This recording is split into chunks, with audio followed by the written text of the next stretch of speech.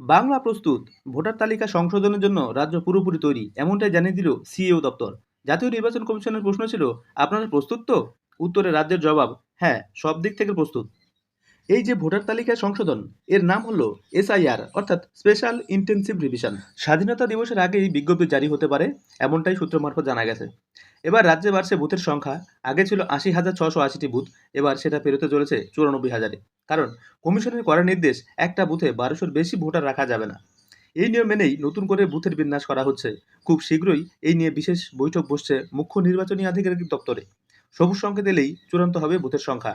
ইতিমধ্যেই ২০টি জেলার ভোটার তালিকা কিন্তু আপলোড হয়ে গেছে কমিশনের ওয়েবসাইটে। যেগুলো বাকি আছে সেগুলোও খুব দ্রুত আপলোড করা হবে। আপনার নাম কি আছে ভোটার তালিকায়? না থাকলে এখনই দেখে নিন। তথ্যটি ভালো লাগলে ভিডিওটি লাইক করুন, চ্যানেলটি সাবস্ক্রাইব করুন এবং শেয়ার করুন। কারণ এখানেই তথ্য হয় স্পষ্ট, ভাষা হয় সোজা। ধন্যবাদ, ভালো থাকবেন।